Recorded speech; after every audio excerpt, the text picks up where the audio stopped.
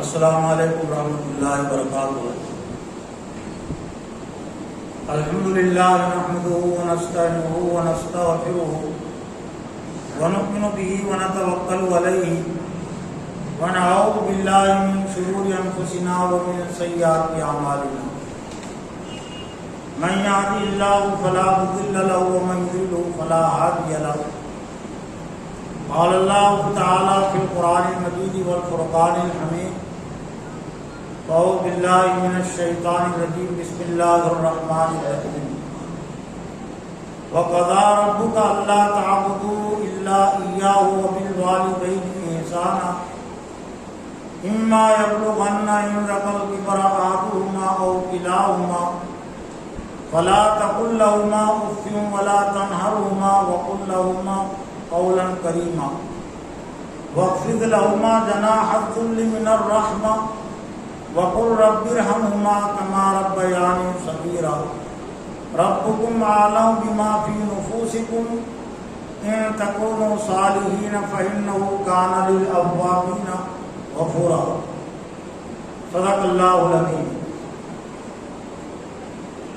وقال النبي صلى الله عليه وسلم رغم أنفه رغم أنفه رغم أنفه قيل من يا رسول الله صلى الله عليه وسلم؟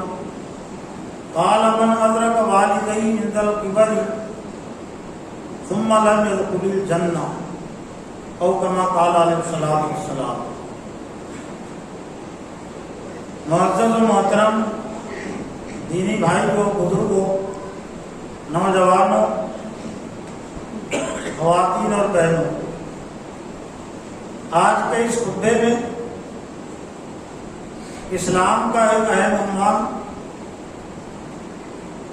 حقوق العباد کا ایک اہم عنوان اور اسلامی خاندان کا بھی ایک اہم عنوان اس کو کہہ سکتے ہیں۔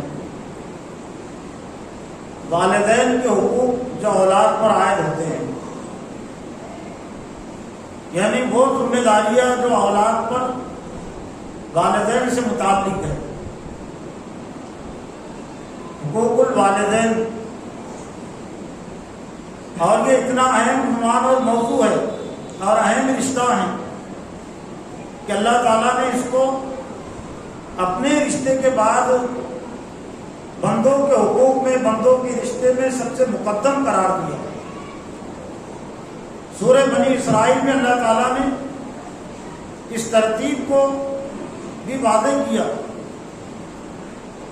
اور والدین سے متعلق اولاد پر جو حقوق عائد ہوتے ہیں، جو فرائض عائد ہوتے ہیں، ان فرائض کو بھی بہت ہی جامع انداز میں، کم الفاظ میں بیان کر دیا۔ وَقَضَىٰ رَبُّكَ أَلَّا تَعْبُدُوا إِلَّا إِيَّاهُ،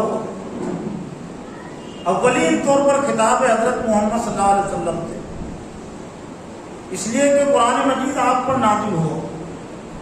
تیرے رب نے یہ فیصلہ کر دیا، اور یا تیرے رب نے حکم دے دیا، اللہ تعبدوا الا اياه، کہ اللہ کے علاوہ کسی اور کی بندگی نہ کی جائے، بندگی نہ کی جائے مگر صرف اسی کی۔ وبالوالدین احسانا، اور والدین کے ساتھ حسن سلوک کیا جائے، اچھا برتاؤ کیا جائے۔ اور یہ ترتیب بالکل فطری ترتیب بھی ہے اور عین عدل و انصاف کی ترتیب ہے، اس لیے کہ اللہ تعالیٰ خالق ہے، مالک بھی ہے، رازق بھی ہے، لیکن انسانوں کی پیدائش کے سلسلے میں اللہ تعالیٰ نے والدین کو ذریعے پیدائش قرار دیا۔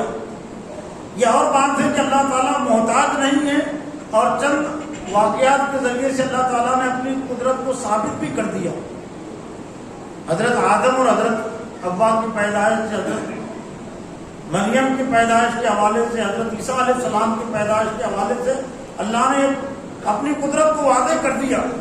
وہ محتاج تو نہیں ہے، لیکن عام طور سے اللہ تعالیٰ نے اپنی جو سنت جاری کی، اپنا طریقہ جو جاری کیا انسانوں کو پیدا کرنے کا، وہ یہ کہ ایک انسان کا باپ ہوتا ہے، اس کی ماں ہوتی ہے، جب ذریعے پیدائش ہے تو ظاہر بات ہے اصل کے بعد ذریعے ہی کی اہمیت ہوتی ہے.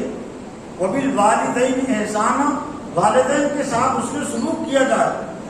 احسان کا لفظ بہت اہم ہے اور اردو میں بھی استعمال کرتے ہیں بھلائی کرنے کو، بلکہ صرف بھلائی کرنے کو نہیں بلکہ اپنے آپ پر ترجیح دینے کو، اس کو کہتے ہیں احسان اور ایثار. تو احسان کے الفاظ ہیں. پھر احسان کی جو قسمیں ہیں، احسان کے جو تقاضے ہیں، تو اللہ تعالیٰ نے بہت مختصر انداز میں اس کو بیان کیا. اما یبلغن عندک الکبر احدہما او کلاہما فلا تقل لهما اف ولا تنہرہما وقل لهما قولا کریما.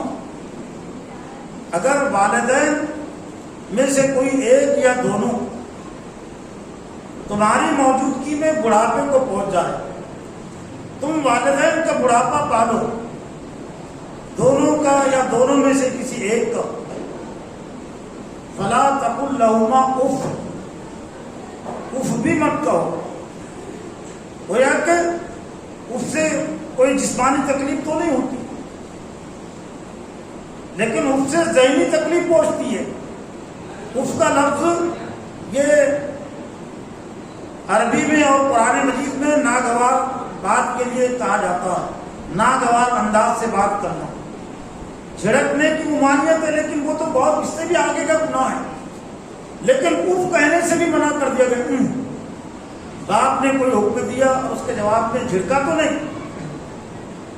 ناگواری کا انداز، ہر ناگواری کا انداز، ہر ناگواری کا اشارہ، چاہے وہ زبان سے نہ کرے لیکن اپنے حرکات کے ذریعے سے، اپنے چہرے کے ذریعے سے، اپنی آنکھوں کے ذریعے سے. باپ نے کوئی حکم دیا اور آنکھ اٹھا کر اس نے دیکھا تو یہ بھی ناگواری کی بات ہے. یہ بھی حکم ہے.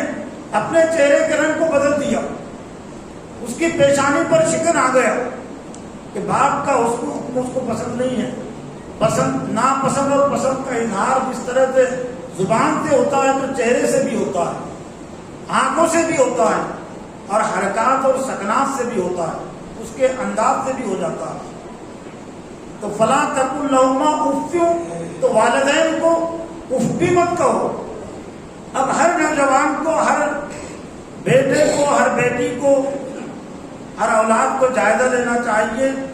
یہ مفتی اعظم کا لفظ دنیا میں جو کہا جاتا ہے یہ عام طور سے علامت کے طور پر، لیکن اصل مفتی اعظم کون ہے؟ اصل مفتی اعظم اس کائنات کا جو اصل مفتی اعظم ہے وہ ہے اللہ رب العالمین. لیکن یہ بھی بڑی عجیب بات ہے کہ لوگوں کے پاس اتنی اہمیت ہوتی بھی ہے تو فتووں کی ہوتی ہے کہ اس کا فتویٰ ہے، اس کا فتویٰ ہے، اس کا فرمان ہے، اس کا فرمان ہے، حکومت کا فرمان ہے، ادارے کا فرمان ہے اور خاندان کا فرمان ہے یا میرے والد کا فرمان ہے. یہ فرمان خدا بندی، یہ کائنات کے مفتی اعظم کا فتویٰ اور فرمان کہ فلا تقل لهما اف، اف بھی مت کہو. ناگواری کا جملہ بھی مت کہو، ناگواری کی بات بھی مت کہو کہ جس سے والدین ناراض ہوں، کو ذہنی تکلیف پہنچے. ولا تنہرہما، اور ان کو جھڑکو بھی مت. جھڑکنے سے بھی جسمانی تکلیف نہیں ہوتی. مارنے کو جھڑکنا نہیں کہتے، جھڑکنے کا عمل زبان سے ہوتا ہے.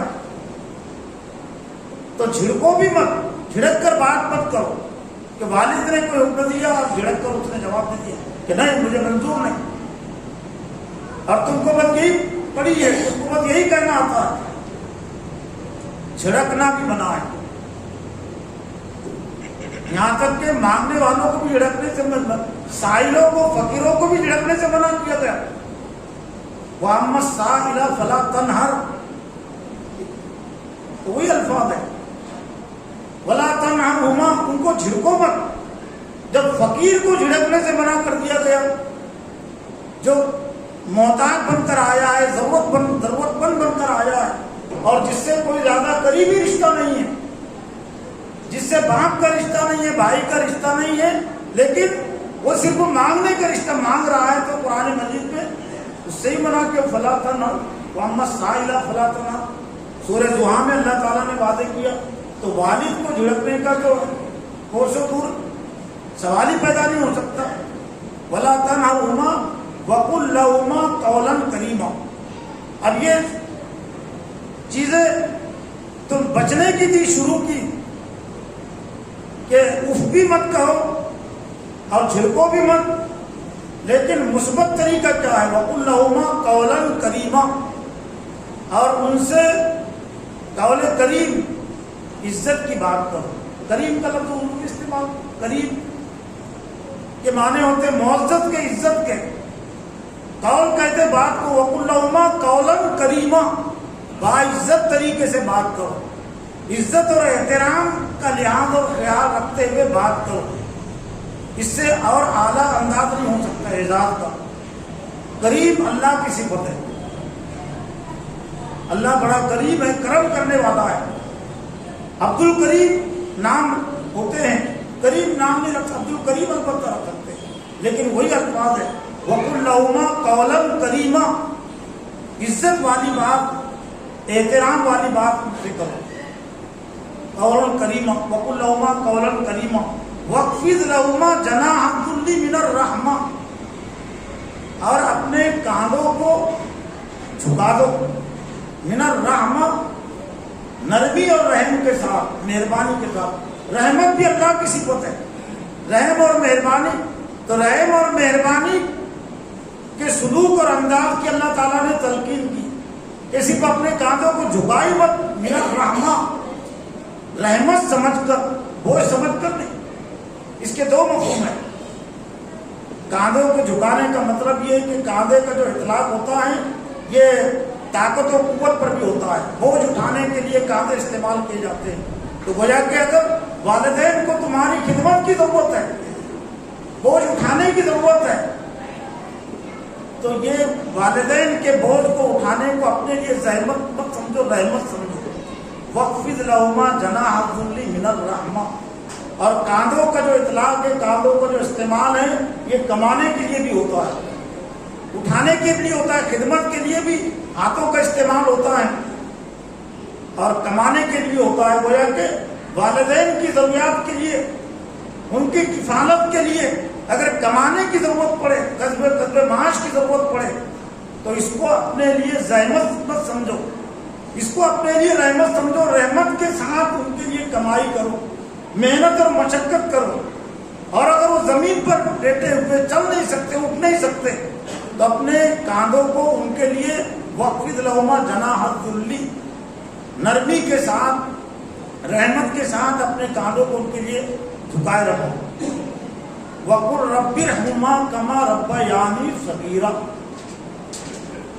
اور صرف اتنا ہی نہیں، وَقُلْ رَبِّ ارْحَمْهُمَا، اور کہو، دعا کرو کہ اے میرے رب، ارحمہما، ان دونوں پر رحم فرماؤ۔ اس سے بڑا اور ادب و احترام کا کوئی طریقہ نہیں ہو سکتا، کوئی نصاب اور نظام نہیں ہو سکتا۔ اور دنیا کے جتنے یہ نصاب والدین کے ساتھ اس نے سلوک کی، نصاب کی اور نظام کی اشیاء بھی اہمیت بڑھ جاتی ہے، اور ہم فخر کے ساتھ، اعزاز کے ساتھ چیلنج کے طور پر یہ کہہ سکتے ہیں کہ دنیا کے کسی بھی تعلیمی نصاب اور نظام میں والدین کے ساتھ اس کے برابر تو چھوڑیے، ایک سطر کوئی دکھا نہیں سکتا۔ یہاں کا تعلیمی نظام، یورپ کا تعلیمی نظام، جس کو اپنے علم پر، علمیت پر بڑا گرا ہے کہ ہم نے یہ دنیا کو دیا، لیکن ہم چیلنج کر کے کہہ سکتے ہیں کہ ہندوستان کا تعلیمی نصاب، یورپ کا تعلیمی نصاب جو کالجوں میں اور اسکولوں میں پڑھایا جا رہا ہے، ایک سطر کو دکھا نہیں سکتا کہ ایک بیٹے کو، والدین کو، اولاد کو باپوں کے ساتھ کیا سلوک کرنا چاہیے، والدین کے ساتھ کیا سلوک کرنا چاہیے۔ ہاں، صرف بتایا بھی تو کیا بتایا، ماں باپ اولاد میں اور باپ میں جھگڑا اگر ہو گیا تو اس کا کیا حال جاتا بتایا۔ اس نے سلوک اور اخلاق و کردار کی تعلیم نہیں ہے دنیا کے تعلیمی نصاب اور نظام میں۔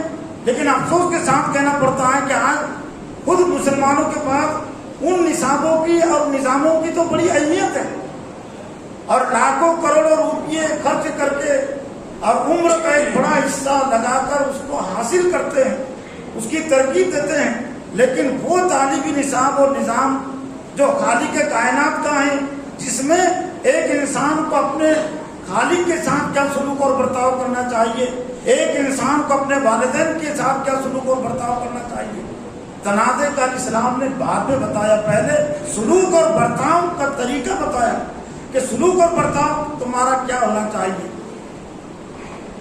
وَقُلْ رَبِّ ارْحَمْهُمَا كَمَا رَبَّيَانِي صَغِيرًا، اے میرے رب ان دونوں پر رحم فرما جیسا کہ انہوں نے بچپن میں مجھ پر رحم کیا، مہربانی سے مجھ کو پالا پوسا۔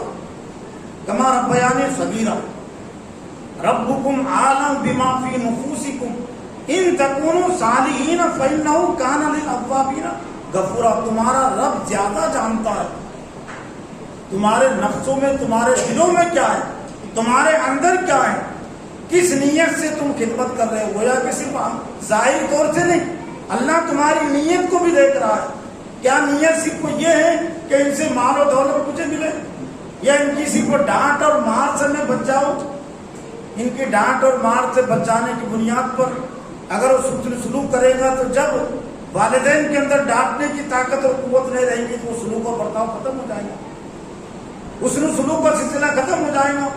مال کی لالچ کی بنیاد پر اگر اس نے سلوک کر رہا ہے تو جب والد کے پاس مال نہیں رہا، وہ محتاج ہو گئے، تو پھر اس نے سلوک کا سلسلہ ختم ہو۔ ربکم عالم بما فی نفوسکم، تمہارے دلوں میں، تمہارے نفسوں میں جو کچھ ہے تمہارا رب جانتا ہے۔ ان تکونوا صالحین فانہ کان للأوابین غفورا، اگر تم نیک ہوں گے، تم اگر اندر سے بھی نیک ہوں گے اور باہر سے بھی نیک ہوں گے، باطن میں بھی نیک ہوں گے، ظاہر میں بھی نیک ہوں گے، تو بے شک اللہ تعالیٰ للأوابین غفورا، توبہ کا لفظ اسی چیز سے بنا ہے، بے شک اللہ تعالیٰ پلٹنے والوں کو معاف کرنے والا ہے۔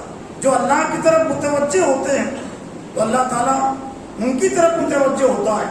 پھر سورہ لقمان کے پہلے رکوع میں اللہ تعالیٰ نے والدین ہی کے ساتھ حسن سلوک کی دوسرے انداز سے تلقین کی، اس لیے کہ ہر چیز کے ساتھ دو پہلو جڑے ہوئے ہوتے ہیں، ایک منکر ہوتا ہے اور ایک معروف ہوتا ہے، اور مومن کی ذمہ داری یہ ہے کہ معروف جس کو مثبت بھی کہہ سکتے ہیں کہ مثبت طریقے کو، مثبت عمل کو اختیار کرے، اور جو منفی عمل ہے، جو منکر عمل ہے، ناجائز عمل ہے، اس سے اپنا تعلق رشتہ جوڑے رکھے۔ کھانے میں بھی یہ سلسلہ ہے، چلنے میں راستوں میں بھی ہے منکر اور معروف۔ راستوں کا منکر کیا ہے؟ کانٹے ہیں، گڑھے ہیں، اور بے شمار راستے میں تکلیف دینے والی چیزیں ہوتی ہے، تو جو راستے کے منکرات ہیں، گڑھوں سے، کانٹوں سے اپنے آپ کو بچائے، اور جو مثبت راستہ ہے جس میں کوئی تکلیف نہیں تو وہ راستہ اختیار کرے۔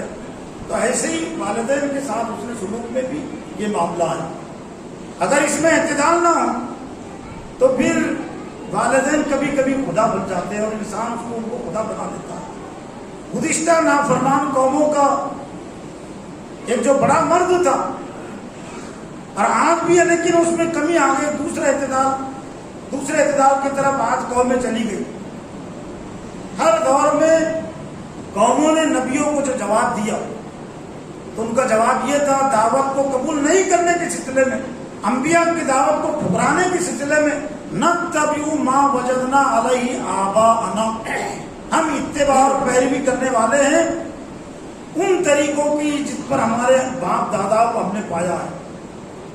تو اسلام میں باپ دادا، ماں باپ خدا بھی نہیں ہے اور بھنگار کی چیز بھی نہیں ہے کہ جب تک طاقت اور قوت ہے تو ان سے اس کو استعمال کیا جائے، اور جب طاقت اور قوت ختم ہو گئی، عمر کا آخری عمر میں چلے گئے تو پھر اولڈ ہاؤس میں ان کو معذور خانوں بھیج دیا جائے، وردھ آشرم میں ان کو ڈال دیا جائے۔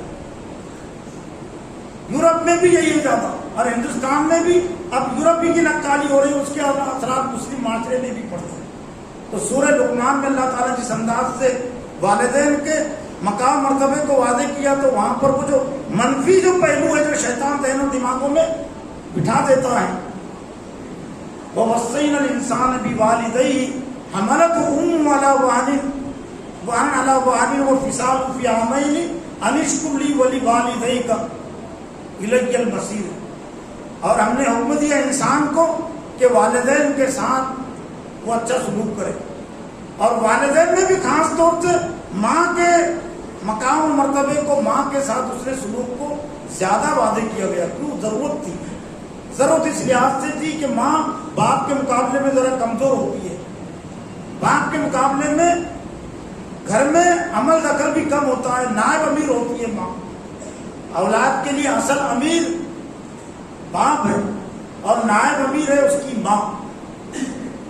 تو کوئی عورت کی کمزوری کا ناجائز فائدہ نہ اٹھائے۔ اولاد کی ماں کے پاس جائیداد بھی کم ہوتی ہے، ماں کے پاس سزا دینے کی طاقت اور قوت بھی کم ہوتی ہے، تو حملت امہ علی وہن وہن علی وہن علی وہن، اس کی ماں نے تکلیف پر تکلیف جھیل کر اس کو اٹھائے رکھا، اشارہ ہے حمل کی تکلیف کی طرف۔ وہ فصال فی عامین، اور دودھ اس کو پلایا 2 سال تک، زیادہ سے زیادہ جو مدت ہے دودھ پلانے کی وہ 2 سال کی ہے۔ تو والدین کے سلسلے میں اب ماں کا جو حق اور مرتبہ ہے حسن سلوک میں وہ باپ سے بڑھ جاتا ہے۔ لیکن دنیا کا جو تصور ہے، دنیا کا جو قاعدہ ہے کہ جس کا مقام مرتبہ اونچا ہے تو اسی کا حق ہے زیادہ، نہیں، کمزوروں کا بھی زیادہ حق ہے۔ جو طاقتور امیر ہیں، سردار ہے، وہ تو اپنا حق وصول کر لیتے ہیں اپنی طاقت اور قوت کی بنیاد پر، اور لوگ ان کا حق دے دیتے ہیں ان کے مقام مرتبے کی بنیاد پر، لیکن زیادہ ضرورت پڑتی ہے کمزوروں کے حقوق کی حفاظت کی۔ اور ہر دور میں یہ بڑے لوگوں نے، سرداروں نے کمزوروں کا حق دبایا ہے، کمزوروں کا حق مارا ہے۔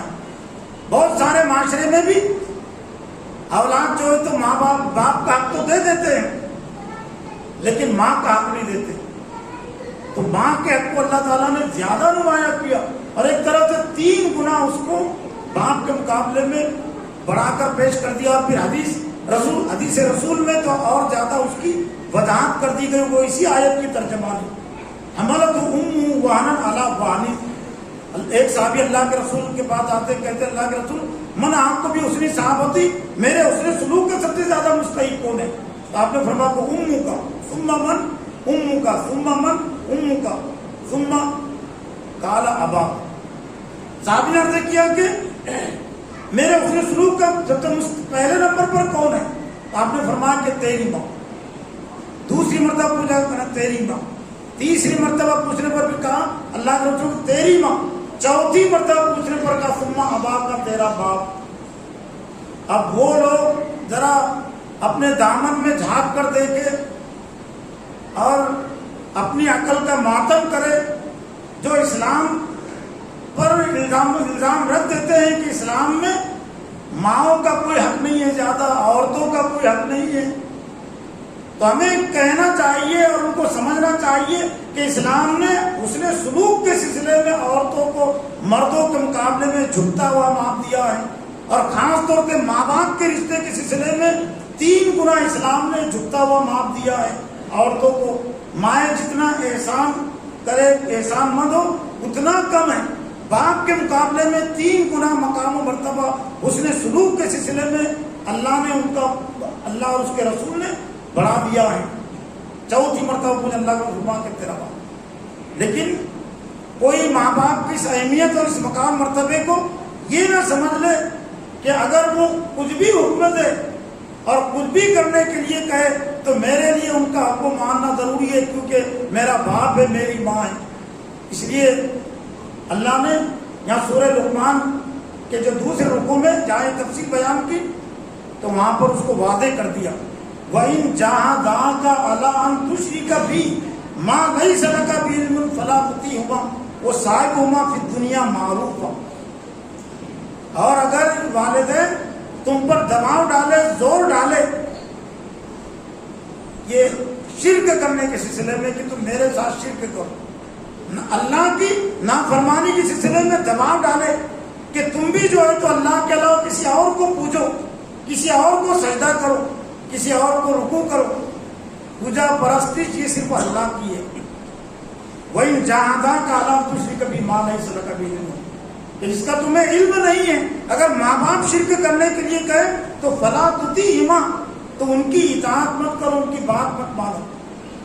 اب گویا کہ والدین کے حسن سلوک کے سلسلے میں اسلام نے اولاد کو جو پابند بنایا اور جو نقطۂ نظر دیا، اگر کسی کا والد اگر نافرمانی کرنے کے لیے کہے، اسلام چھوڑنے کے لیے کہے، نماز چھوڑنے کے لیے کہے، دینی جدوجہد چھوڑنے کے لیے کہے، یا اور دینی کاموں سے اپنا رشتہ اور تعلق توڑنے کے لیے کہے، تو والدین کی اطاعت اس کے لیے جائز نہیں ہے۔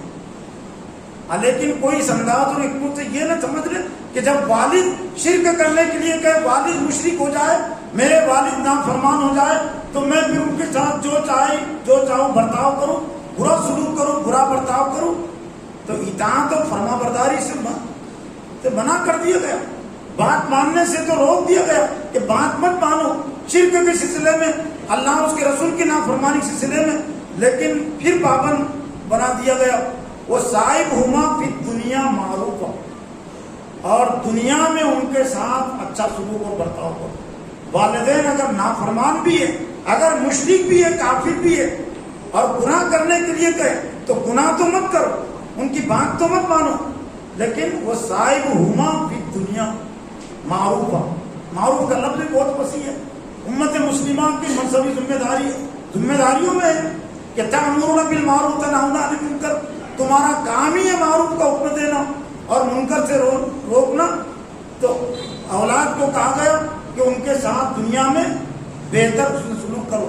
پھر اولاد پر ایک اور فریضہ عائد ہوتا ہے، جس طرح سے والدین پر ایک فریضہ عائد ہوتا ہے روٹی کپڑے اور مکان سے متعلق، لیکن صرف اتنا فریضہ عائد نہیں ہوتا، ایک اور فریضہ عائد ہوتا ہے، اور وہ فریضہ کیا ہے؟ وہ انفسکم وعلیکم نارا، تم اپنے آپ کو اور اپنے اہل ویال کو دوزخ کی آگ سے بچاؤ۔ لیکن معاشرے میں یہ بھی بڑی عجیب سوچ ہو گئی کہ جو بڑا ہے عمر میں تو والد کو ہم کیا کہیں، والد کو ہم کیا دعوت دیں؟ بیٹے کا اگر علم ہے، باپ کو علم نہیں تو بیٹے کی ذمہ داری ہے۔ اور اس سلسلے میں اللہ تعالیٰ نے حضرت ابراہیم علیہ السلام کو مثالی باپ کے طور پر بھی پیش کیا۔ حضرت ابراہیم علیہ السلام نبی بھی ہے، لیکن ایک مثالی باپ بھی ہے۔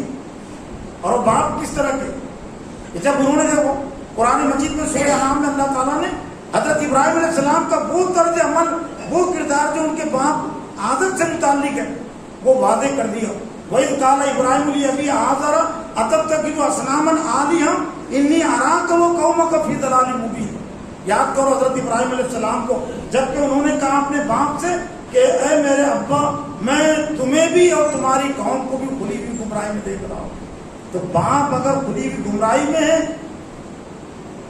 تو بیٹے کے لیے خاموش رہنا جائز نہیں ہے، تماشائی کی حیثیت سے رہنا اس کے لیے جائز نہیں ہے۔ باپ کو بھی دعوت دے، باپ کو نصیحت کرے، آنکھ سے بچانے کی فکر اور کوشش کرے۔ اور مزید حضرت ابراہیم علیہ السلام کے اسی کردار کو اللہ تعالیٰ نے سورہ مریم میں بیان کیا۔ وَاذْكُرْ فِي الْكِتَابِ ابراہیم، اس کتاب میں حضرت ابراہیم علیہ السلام کا ذکر کو یاد کرو۔ حضرت ابراہیم علیہ السلام کو اِذْ قَالَ أَبِي يَا أَبَتِ لِمَ تَعْبُدُ مَا لَا يَسْمَعُ وَلَا يُبْصِرُ وَلَا يُغْنِي عَنكَ شَيْئًا، اے میرے ابا آپ اس کی عبادت کیوں کرتے ہیں جو نہ سنتا ہے نہ جو دیکھتا ہے، اور کسی مصیبت سے آپ کو بچا نہیں سکتا، کوئی کام آپ کے نہیں آتا۔ یا ابت انی قد جاءنی من العلم ما لم یأتک فاتبعنی اهدک صراطا سویا، اے میرے ابا میرے پاس وہ علم آ گیا جو آپ کے پاس نہیں ہے، فاتبعنی میری اتباع پیروی کیجیے، اهدک صراطا سویا تو میں آپ کو سیدھا راستہ دکھاؤں گا۔ تو اولاد کی یہ بھی ذمہ داری عائد ہوتی ہے والدین سے متعلق کہ والدین اگر ان پڑھ لا علم ہے، قرآن حدیث کی تعلیمات سے بے بہرا ہے، نا واقف ہے، تو اولاد کو اگر موقع مل گیا علم حاصل کرنے کا، اللہ نے ان کو شعور دیا ہے، بیٹے کو شعور دیا ہے، بیٹی کو شعور دیا ہے، تو بیٹے کی بھی ذمہ داری ہے، بیٹی کی ذمہ داری ہے کہ اپنے والدین کو سمجھائے۔ تو اے میرے ابا میرے پاس وہ علم آ گیا جو آپ کے پاس نہیں ہے، تو میری اتباع اور پیروی تمہیں کرنی چاہیے۔ لیکن حضرت ابراہیم علیہ السلام کا یہ کردار بھی ہے اس صورت میں کہ بیٹے باپ نے ان نصیحتوں کو مسترد کر دیا، بلکہ سنسار کرنے کی، پتھروں سے مارنے کی دھمکی دی اور گھر سے باہر نکال دیا۔ تو حضرت ابراہیم علیہ السلام نے اس کا بھی برا نہیں مانا، قال سلام علیہ ساستغفر ربی انہ کان بی حفیظ، گھر سے باہر نکال دیا تو بھی حضرت ابراہیم علیہ السلام بددل نہیں ہوئے، باپ سے متعلق مشتعل بھی نہیں ہوئے، مایوس بھی نہیں ہوئے، تم پر سلامتی ہو۔ اور میں تمہارے لیے استغفار کرتا رہوں گا، مغفرت کی دعا مانگتا رہوں گا۔ اور اس وقت تک حضرت ابراہیم علیہ السلام اپنے باپ کے لیے مغفرت کی دعا مانگتے رہے جب تک کہ اللہ تعالیٰ نے منع نہیں کر دیا۔ لیکن پھر اللہ تعالیٰ نے منع کر دیا کہ تمہارا جو باپ ہے مشرک، وہ ایمان قبول کرنے والا نہیں ہے، وہ شرک کی حالت ہی میں اس کی موت ہونے والی، مرنے والا ہے، اس لیے آپ ان کے حق میں دعا نہ کریں۔ تو یہ کردار ہے اولاد کے ذمے۔ اور پھر نبی صلی اللہ علیہ وسلم نے ایک حدیث میں فرمایا، اور بہت جامع بات ہے، اور ہم پر اس کا اطلاق، سب پر اس کا اطلاق ہوتا ہے، اور اس حدیث میں ایک طرح سے ذمہ داریاں بھی ہم اولاد پر جو ذمہ داری عائد ہوتی ہے وہ بھی ایک طرح سے بیان کر دی گئی۔ دریا کو کوزے میں بند کرنا۔ حضرت ابو امامہ رضی اللہ تعالیٰ عنہ صحابی رسول فرماتے، اے اللہ کے رسول، ما حق الوالدین علی ولدیہما، والدین کا اولاد پر کیا حق ہے؟ تو اللہ کا فرمایا کلاہما نارک و جنتک، یہ دونوں تیرے لیے یا تو دوزخ ہے یا تیرے لیے جنت ہے۔ نارک و جنتک، تیرے والدین تیرے لیے جنت ہے یا دوزخ ہے، یعنی تو نے اگر ان کے ساتھ اچھا سلوک و برتاؤ کیا تو تیرے لیے والدین جنت میں جانے کا ذریعہ اور باعث ہے، اور تو نے اگر برا سلوک کیا تو تیرے لیے دوزخ میں جانے کا ذریعہ اور باعث ہے۔ اور یہ والدین تک محدود نہیں ہے، ہر شخص ہر ذمہ داری سے متعلق اس پر قیاس کر سکتا ہے۔ قیاس کہتے ہیں کسی چیز کو اس پر منطبق کرنا۔ میں بھی اپنے آپ پر اس کو منطبق کرتا ہوں، اور اساتذہ کی جو معنی نشست ہوتی ہے میں خاص طور سے یہ حدیث اپنے اوپر ہی پیش کرتا ہوں اور اساتذہ کے سامنے پیش کرتا ہوں جو معنی نشست ہوتی ہے۔ تو میں ان کے سامنے کہتا ہوں کہ دارالعلوم اشاعت القرآن میرے لیے جنت بھی ہے، دوزخ بھی ہے۔ یہ دارالعلوم اشاعت القرآن کی اساتذہ کو میں اپنے ساتھیوں سے کہتا ہوں کہ دارالعلوم اشاعت القرآن کی تدریس صرف جنت میں لے جانے کا ذریعہ نہیں ہے۔ میں ائمہ کی مجلس میں بھی کہتا ہوں کہ یہ کسی مسجد کی امامت یہ صرف جنت میں لے جانے کا باعث نہیں ہے، دوزخ بھی ہے۔ جس طرح اللہ نے فرمایا کہ تمہارے والد تمہارے لیے دوزخ بھی ہے اور جنت بھی ہے۔ اگر اساتذہ نے اپنی ذمہ داریوں کو ادا کیا تو یقیناً وہ ذمہ داری ان کے لیے جنت میں لے جانے کا ذریعہ باعث بن سکتی ہے۔ اور اساتذہ نے، ائمہ نے اور میں نے اگر امامت کی ذمہ داری ادا نہیں کی، تدریس کی ذمہ داری ادا نہیں کی، تو یہی امامت میرے لیے دوزخ ہے، یہی تدریسی خدمت میرے لیے اور دوسروں کے لیے بھی دوزخ میں لے جانے کا ذریعہ باعث ہے۔ لیکن دوزخ کا تذکرہ بالکل مان پڑ گیا، صرف جنت ہی جنت کا تذکرہ ہے۔ اس لیے ذہن اور دماغ میں بس اتنی بات رہتی ہے کہ اچھے کام کریں گے تو جنت ملے گی اور نہیں کریں گے تو جنت نہیں ملے گی۔ بات اتنی تھوڑی، دوزخ بھی ہے نا، ذمہ داریوں کو ادا نہیں کریں گے تو وہ دوزخ میں جانا پڑے گا۔ تو والدین یہ جنت بھی ہے اور دوزخ بھی ہے، اور اسی پر قیاس کر کے ہم یہ بھی سمجھ سکتے ہیں، والدین بھی سمجھ سکتے ہیں کہ اولاد یا تو ان کے لیے جنت میں لے جانے کا ذریعہ ہے یا پھر دوزخ میں لے جانے کا ذریعہ ہے۔ کہ والدین نے اگر اولاد کے حقوق ادا کیے، ان کو صحیح راستہ دکھایا، بتایا، تو یہ عمل ان کے لیے جنت میں لے جانے کا ذریعہ۔ لیکن اگر اپنی ذمہ داریوں سے کوتاہی کی تو یہ کوتاہی ان کے لیے دوزخ میں جانے کا ذریعہ بنے گی۔ تو محترم حضرات، ضرورت اس بات کی ہے کہ جس طرح سے اللہ تعالیٰ نے یہ ہم کو والدین کی نعمت دی ہے تو یہ قدر کی چیز ہے۔ اولاد بھی نعمت ہے، والدین کے لیے قدر کی چیز ہے، اور والدین بھی نعمت ہے اور اولاد کے لیے قدر کی چیز ہے۔ اور جہاں قدر ہوتی ہے تو اللہ تعالیٰ قدر کرتا ہے، اس میں اضافہ کرتا ہے، اور جہاں اللہ کی نعمت کی ناقدری ہوتی ہے تو اللہ تعالیٰ پھر اس دنیا میں سزا بھی دیتا ہے۔ اللہ سے دعا ہے کہ اللہ تعالیٰ مجھے بھی اور آپ کو بھی والدین کے حقوق، ان کے مقام مرتبے کو سمجھنے اور ادا کرنے کی توفیق عطا فرمائے، بدسلوکی سے، رخ سے، ڈانٹ سے ہماری حفاظت فرمائے۔ واقع دعوانا